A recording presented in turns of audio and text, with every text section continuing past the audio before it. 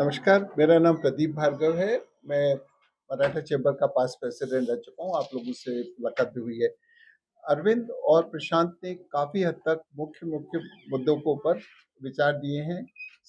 बहुत सराहनीय बजट रहा है, क्योंकि मैडम फाइनेंस मिनिस्टर में एंड में जाके जो उन्होंने पर्सनल इनकम टैक्स दिया, उसका जो लास्टिंग इम्पैक्ट हो जाता है, जो लास्ट सुनते हैं उसका जरा रहता है। तो मैं दोहराऊंगा नहीं, कुछ दो तीन बातों के ऊपर जो चीज कवर हुई है मेरी लिस्ट में, उन्हीं पर बात करूंगा। सबसे बड़ी बात जो फिजिकल डिफिसिट की बात की है, प्रशांत ने बोला 4.8 और अरविंद ने भी अपने विचार दिए उस पर। ये ग्लाइड पाथ 5 साल पहले बनाया था। How we will move from 7% all the way up to 4.5%। Actually वित्त मंत्री और सरकार का था कि ये 4.5 पे आने वाले हैं।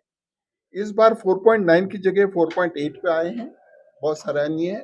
और अगले साल 4.5 की जगह 4.4 किया है। सो दिस इज एक डायरेक्ट इसका इम्पैक्ट ये होता है, जब फिजिकल डिफिसिट कम होती है, उसके कारण money the government has to pump in कम हो जाता है, तो उससे इन्फ्लेशन पे कंट्रोल आता है। सो उसको देखते हुए ये बहुत सराहनीय।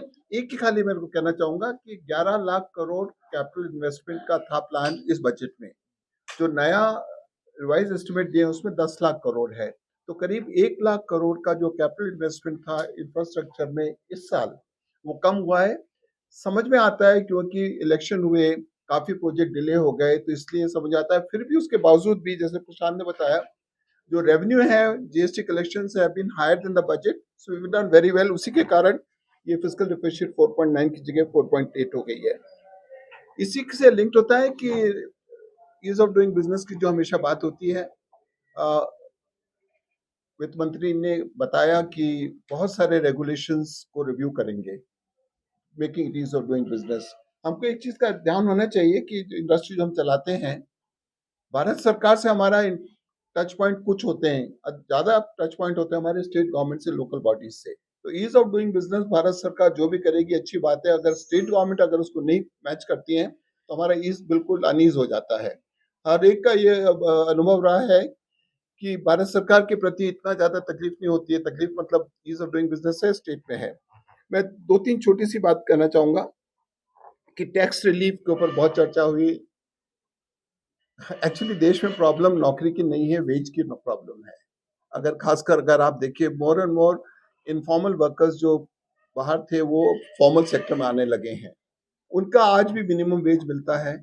आज भी जो मिनिमम वेज वो है जो कि कई साल से रिवाइज नहीं हुआ है।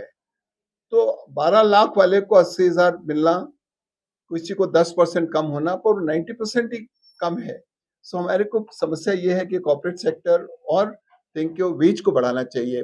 इकोनॉमिक सर्वे में भी आया था, ऑफकोर्स ये बजट भी आएगा, इकोनॉमिक सर्वे में भी आया था कि कॉर्पोरेट प्रॉफिट्स बढ़े हैं, कॉर्पोरेट ग्रो हुई है, और वेज एक्सपेंसेस नहीं बढ़ पाए, नहीं बढ़ाए गए हैं।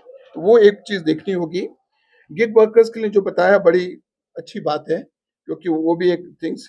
मैं दो तीन पॉइंट जो ऐड करना चाहता हूँ। नेशनल मैन्युफैक्चरिंग मिशन का जो किया है, उससे होगा। और nuclear 100 gigawatts of nuclear power for energy independence, energy security, बहुत बड़ा कदम है ये। क्योंकि हमारी क्षमता हमेशा से रही है न्यूक्लियर में, हम उतना बढ़ाए नहीं है। 2047 तक अगर 100,000 मेगावाट और ऐड करना है, ये बहुत बड़ी बात है। और छोटे स्मॉल न्यूक्लियर भी इसमें किए। तो and I just want to sum up कि कॉमन मैन के लिए तो बहुत अच्छा है, इंडस्ट्री के लिए भारत सरकार की तरफ से अच्छा है। इंडस्ट्री को अब आगे आके करना चाहिए, जैसे कि सरकार किस हद तक इन्वेस्टमेंट करेगी, हमारी भी कुछ जिम्मेदारी बनती है। Budget is not an occasion कि सरकार को हम कहें, हमको भी कुछ सोचना है। तो मराठा चेंबर एंड इंडस्ट्री का ये बनता है कि सरकार इन्वेस्टमेंट सरकार ही नहीं करती रहेगी, हम लोग भी प्रॉफिट बना रहे हैं, सरप्लस है, हम लोग को भी कुछ इन्वेस्टमेंट करना चाहिए। उससे हमारा प्रॉफिट तो बढ़ेगा, रोजगार मिलेगा, देश की प्रगति होगी।